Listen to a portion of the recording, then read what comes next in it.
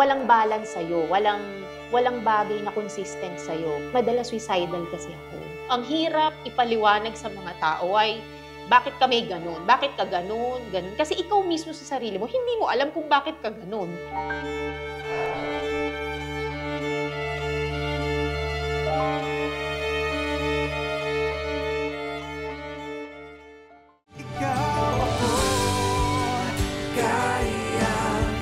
Panalo, winner tayo lahat. Well, alam mo, Jelly, dahil sa mga pinagdaanan nating lockdown ng pandemic, no, yung publiko mas lalong lumawak ang atensyon tungkol dito sa mental health issue. Alam mo, totoo yan, Manoy. Dati hindi naman talaga yan pinag-uusapan talaga, eh. oo. Kaya nga ngayon, binusisi ng maigi ni Pat. Eto, panoorin nyo. Magandang araw mga kapuso, isang mahalagang advokasya ang bibigyan nating pansin ngayong araw dito sa Si Manoy ang Ninong Ko. Quezon City ang pinakamalaking lungsod sa Metro Manila. Isa sa mga sentro ng komersyo, maingay at abala. Puno ng iba't ibang klase ng tao. Melting pot, ika nga. Bawat isa, lumalaban para sa pangangailangan lalo na ng pamilya. Bukod sa kahirapan ng buhay, isa sa lumalalang problema sa lipunan ang mental health. Ayon sa ulat, mental illness ang third most common disability sa bansa, kung saan 6 na milyong Pilipino ang nakararanas ng depression o anxiety. Ayon sa Department of Health, sa isang pag-aaral na isinagawa noong 2020, mahigit kumulang 3.6 milyon na Pilipino ang dumaranas ng at least one kind of mental, neurological, or substance use disorder. Ang mental health crisis sa bansa ay nakakaapekto sa maraming tao sa iba't ibang antas ng buhay. Ano nga ba ang kadalasang dahilan at epekto ng mental health issues ng isang tao? Kasama ko ngayon isang psychologist, si Dr. Pauline Kimson. Magandang araw, Doktora. Magandang araw sa iyo. Ano nga ba ang kadalasang kinakaharap ng mental health problem po? Dito sa ating bansa, ang pinaka-common po ay ang depression, anxiety, alcohol-related issues, at saka bipolar disorder. Yun po yung mga common. At tumataas na rin po mula nung pandemya ang incidence ng mga suicide tendency sa ating mga kabataan. Ito, Doktora, ano nga ba ang dahilan ng pagkakaroon nga ng mental health-related issues ngayon? Isa po ay yung pagkakahiwa-hiwalay ng mga tao. Kulang na ang ating mga interaction sa isa't isa. Isa pa, sa Pilipinas kasi, parang tabu na susuppress dahil nga nahihiya ang mga taong humingi ng tulong. Walang one-shot deal formula to say, ito ang mental health disorder. Kasi iba-iba nga ang manifestation. Pwedeng related sa drugs, related sa alcohol, related sa sobrang pagtatrabaho, sobrang stress. Ano po ba ang unang hakbang para masolusyonan po ang mga mental health issues po? Alisin natin ang paghuhusga. Alisin natin ang kahihiyan. Bagkus ay bigyan natin ng pagtanggap at pagkalinga.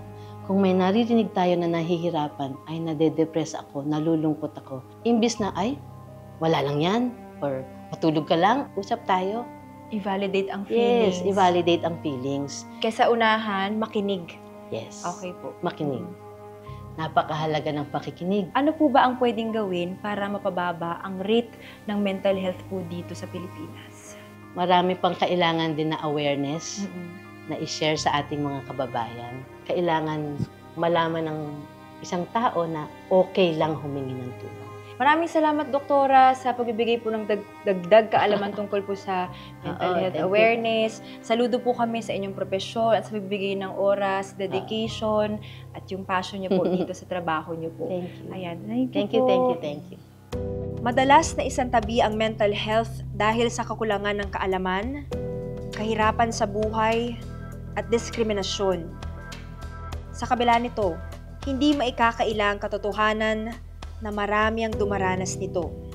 Miss Johnny, ano nga ba ang nagtulak sa inyo para magpa-consult dun sa mental health issue niyo po? Mga 21 years old pa lang ako. That time, parang Meron akong naging isang relationship. Tapos napapansin ng parents ko, pag hindi kami okay, sinasaktan ko yung sarili ko. So nagpaka-consult ako. Dahil sa mahal siya, siguro mga nakailang consult lang ako, nag-stop na ako. Nagpaka-busy ako, nagpaka-active ako sa church. Pero nagkakaroon ako ng pattern na lahat ng ginagawa ko, hindi nagtatagal. Nagpunta ako ng PGH, tanong-tanong, hanggang sa mabigyan ako ng slot para sa psychiatrist ko. Yun, tuloy-tuloy ngayon ako. Once or twice a month since last year, yung pa-check up ko. And nakita ko, hindi lang pala ako depressed. Ang naging diagnosis sa akin is bipolar disorder 2 with depressive episode and borderline traits. Parang meron kang manic episodes, parang hypomania, ibig sabihin masyado kang energetic. Minsan pag sinabing manic, ibig sabihin masyado ka nang down. Walang balance sa'yo, walang bagay na consistent sa'yo. Madalas suicidal kasi ako. Ang hirap ipaliwanag sa mga tao ay, bakit ka may ganun? Bakit ka ganun? Ganun. Kasi ikaw mismo sa sarili mo, hindi mo alam kung bakit ka ganun. Natitrigger talaga ako kapag yung tao nakausap ko, instead na makinig, yung nagbibigay kagad, dapat ganito ka, think positive. Hindi siya ganon. Parang hindi kasi siya yung nasa shoes ko, kaya hindi niya alam kung paano maging ganon. I'm just blessed na, baka talagang inintend lang ni God na bigyan ako ng napakabait na anak. Napakabait na anak ko eh. Lahat ng mga behavioral something ko, siya yung nakaintindi talaga sa akin. So parang mas parent nga siya as compared to me. Itong sinishare ko, wala pa yan talaga sa mga naging struggle ko in raising her. Dahil nga hindi ko maintindihan yung sarili ko before. Maraming taong hindi rin makaintindi sa akin, ganun. Yun yung struggle ng isang mayroon katulad ko. Diyan, naramdaman ko talaga yung kwento ng buhay mo, hindi ka nakakalimot sa Diyos na kahit ano man ang mangyari, bigay mo talaga sa Kanya lahat. Ano na lang ang mensahe mo para sa yung mga tao nga na mayroong mental health related issues? I want people to understand, mental health is the same as physical health. Hindi dahil hindi ako pilay, o hindi dahil hindi ako bulag, it doesn't mean na wala akong sakit. Kasi sa totoo lang, mas mahirap labanan ang sakit sa isip kasi walang timeline kung kailan ka gagaling.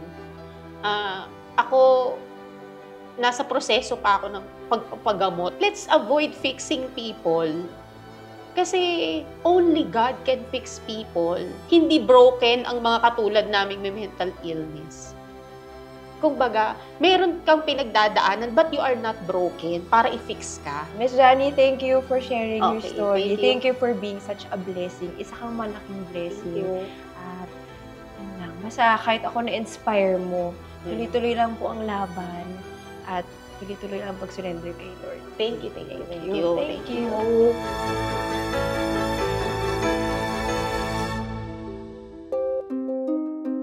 Dito sa Quezon City, nakilala natin ang isang support group na may advocacy for mental health wellness. Nabuo ang Mental Health Hour Manila in 2019. Katulong ni Miss Mia na ang founder namin and our co-founder si Miss Ariel. A resident psychologist, dinala nila yan dito from Cebu. Ang goal namin is maging isang organisasyon kung saan pinakikinggan ka lang namin, hinahayaan ka namin magkwento tungkol sa sarili mo nang hindi ka namin hinuhusgahan sa kung ano, sino ka, at kung saan ka nang galing. Nagbibigay din kami ng libreng seminars with the help of our partner psychologists, psychiatrists, and medical doctor. Dito sa Pilipinas, ang mental health ay mahirap. Pag wala kang pera, kahit may national mental health, may National Mental Health Institute tayo, hindi kaya eh. Hindi. Kasi nga sa 100,000 pasyente, isang doktor lang meron. I joined in March 2020, pre-pandemic. May kapatid kasi akong bipolar. So gusto ko siya maintindihan. Ang epekto sa akin is masakit and mahirap.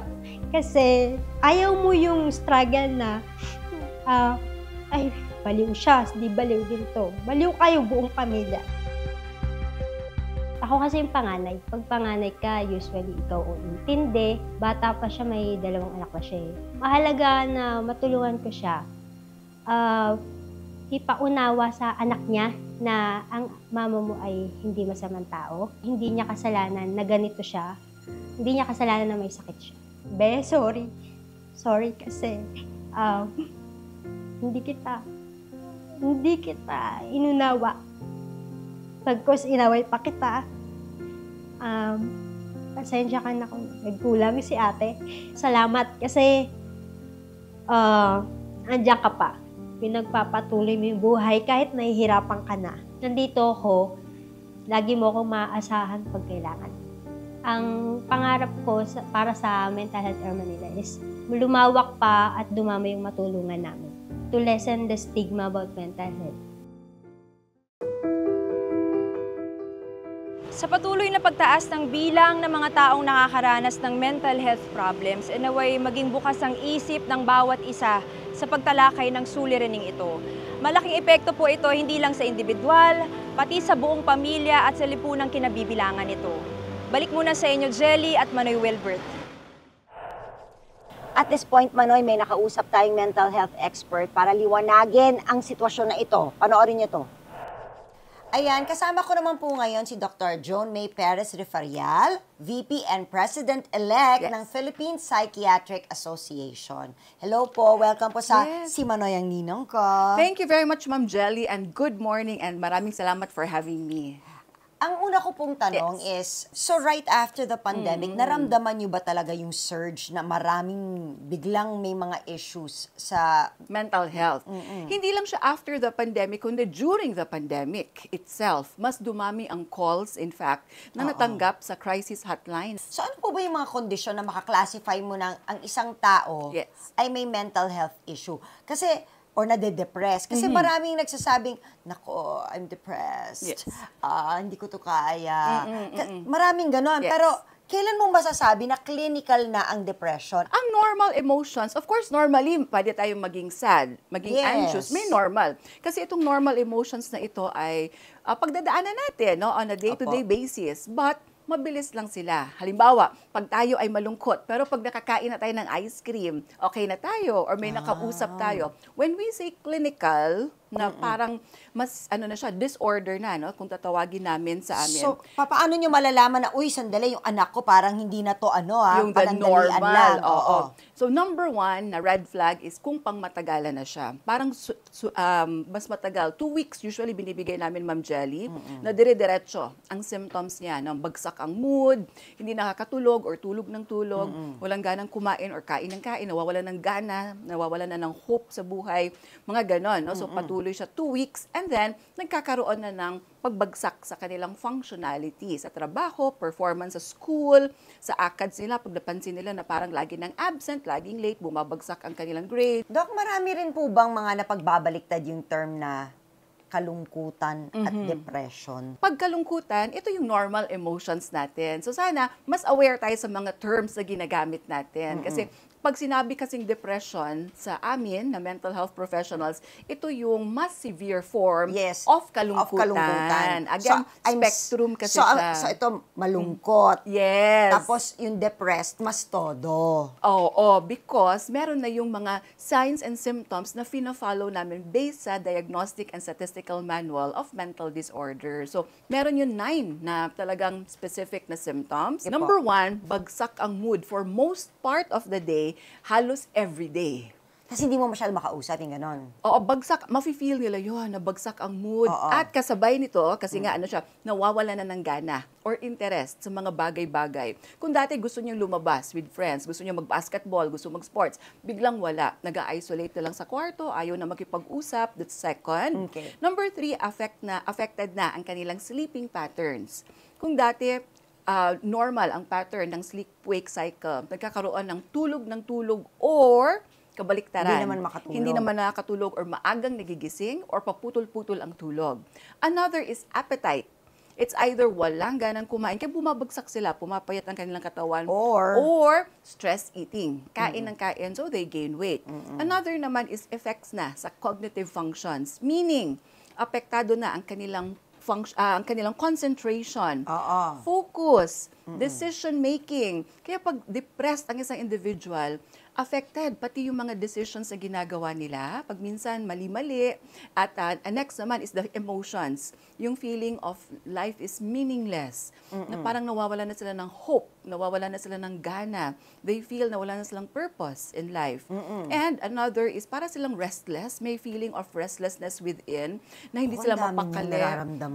Hindi sila mapakali. Kaya nga hindi sila makafocus. And lastly, which is most importantly, Ma'am Jelly, at sana wag nang umabot sa ganun, is because of the negative thoughts about oneself, about the future, puro negative, about the world, puro negative, ay umaabot sa point na nag-iisip na sila ng self-harm. Punta na tayo sa ating storya, yung mga Yes. taga-barangay Lahu. Paano po ba matutulungan yung mga residente ng barangay Lahu? We continue to support, suportahan natin kung ano man yung mga ongoing nila ngayon. Na mga training. Training, for example. So, yun number 1 na makakatulong sa kanila. Training is very important para alam nila kung ano yung mga signs and symptoms to watch out for. Kung Yes. kailan ba ang normal, nagiging distressing na pala Opo. at nangangailangan na ng more immediate na attention and assessment. Number 2 is, siguro part ng program, na which is also advocacy din namin yon, is prevention din is very important na isama sa program. Like So, for paano example, nila mapaprevent yung ganun sa community? sa community, halimbawa, magkakaroon sila ng, which is, tinuturo namin sa mga offices, for example. So, halimbawa, i-strengthen nila ang kanilang community support available. No? So, may mga program sila, may mga pa-exercise, Yes. pa-zumba, liga ng basketball. Actually, nakakasaya yun eh, di ba? Oo, kasi prevention is key pa rin. So, it Oo. will boost yung mga happy hormones natin like endorphins, dopamine, serotonin. So, magkaroon sila Tsaka ng mga masyado kang project active, hindi ka na ganon. malulungkot kasi active ka. Pag Kasi- uwi mo, pagod ka na, matutulog ka na lang. Kasi gumagalaw-galaw. Opo. At maganda also kung meron silang mga helplines. Kasi, alimbawa, no, alam nila who to call kung talagang emergencies. Kung todo na ito, very serious na kung yung very situation. serious sa mga. So usually ang helpline natin from the Department of Health in collaboration with the National Center for Mental Health, it's 1553. So 1553. yes, ito yung crisis hotline ng National Center for Mental Health na pwede natin i-spread, no, to raise awareness na merong helpline available. Meron silang matatawagan. Matatawagan anytime for emergencies. Naku, maraming salamat, Doc. Ang dami Thank namin you. natutunan today. Thank you very much, Ma'am Jelly, and maraming salamat. More power to your program. At ngayon, pag-uusapan naman namin ni Manoy kung paano ba natin sila matutulungan. Ready na ba kayo? Yes! Naman! Halika, samahan niyo po ako dito. Tara, tara, tara.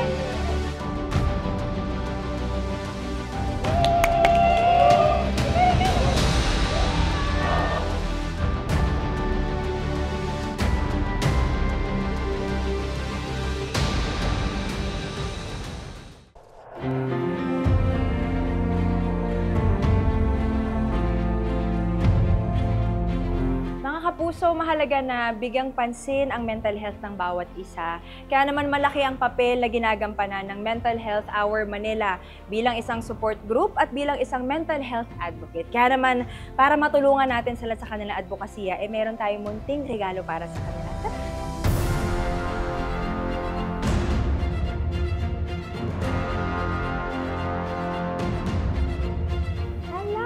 Hi! Welcome to Kamusta? Mental Health Hour Manila. I'm Reyna. Hi. Welcome to our humble home, the Emerge. Tara, nagmi-meeting ang ating mga volunteers Ayan, and members. sakto. So, welcome. Hello! Hello again! Kamusta, Doktora? Ayan, gusto ko lang po sabihin, gusto ko lang magpasalamat sa inyong lahat sa mainit na pagtanggap po sa aming programa at sa pagbahagi ng inyong kwento. Hindi po madali ang pag-open up tungkol sa mental health issues. Kaya thank you po sa oras din at sa binubuhos nyong dedication at panahon para sa inyong advokasya. Kaya mula po sa aming programa, meron po kaming munting regalo para sa inyo. Thank you. Simulan po natin sa self-help books. Wow, Ay, makatulong po thank ito you. sa inyo. At hindi pa po nagtatapos dyan. Ready na ba kayo? Yes! Naman! Halika, samahan niyo po ako dito. Tara, tara, tara.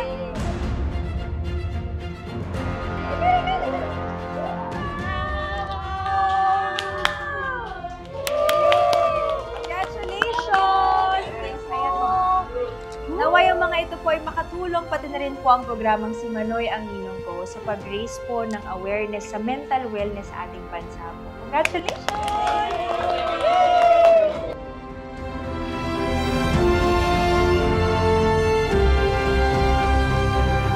In behalf po of Mental Health Hour Manila, nagpapasalamat po kami sa programang ito, lalong-lalo na po kay si Manoy ang ninong ko.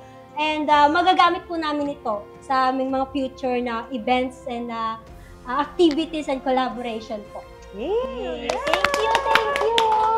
Nagpapasalamat ako sa iyo for taking time na makinig sa aking kwento. Ganon din sa programang si Manoy ang ninong ko. Salamat po sa pinadala nyo para sa amin. May mga outreach program po kami. At bilang coordinator, makakatulong po ito sa aming mga outreach program po talaga. So, thank you very much dahil alam na alam niyo po talaga yung kailangan namin. Thank you very much. Doktora? Thank you, Pat, at sa lahat ng inyong production ng si Manoy ang ninong ko. Napakahalaga po nitong tulong ninyo dahil maaabot ang aming mga taong tinutulungan. Galing po sa inyo itong mga speaker na ito at may mga microphone, mga pang-relax, art supplies, mga gamot, mga supplements, mga libro, mga essential oils, pang-relax din. Yes. At ang computer para sa ating mga listening sessions. Nako, talaga pong taos-puso ang aming pasasalamat. Congratulations ulit!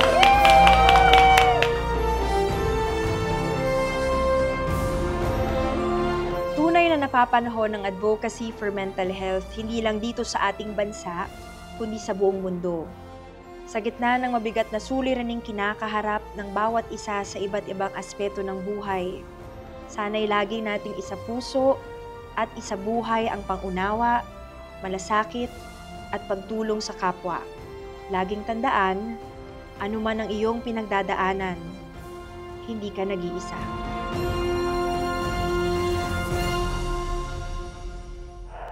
Tutok lang dahil magbabalik pa ang si Manoy ang ninong ko. Ikaw ako, kaya ipanalo. Winner tayo lahat. Ikaw ako, kaya ipanalo. Winner tayo lahat. Another episode, another mission accomplished tayo, Manoy. Good job, Jelly and team. Layunin po talaga ng programa nating ito na makapaghatid ng tulong at lakas at inspirasyon sa ating mga kapwa. Nagagawa natin ito dahil sa ating bayanihan. Yes. Kaya sana po ay mas makahikayat pa tayo ng mas marami na handang magbukas palad para sa nangangailangan nating mga kababayan. Ikaw, ako, tayong lahat, we deserve better. At para maabot at maibigay natin ang nararapat para sa Pilipino, we must demand more. Dapat sama-sama para kayang-kaya. At sa huli, maging winner tayo lahat. And with that, maraming salamat po mga kapuso sa hindi niyo pagbitiw sa amin ngayong umaga. Magkita-kita tayo ulit next week. Siyempre, dito lang yan sa Si Manoy ang ninong ko. Happy Sunday! Gaganda itong ating buhay. Magtutulungan, pagmamahalan. Yan ang ating kailangan sa buhay aangat. Winner tayo lahat.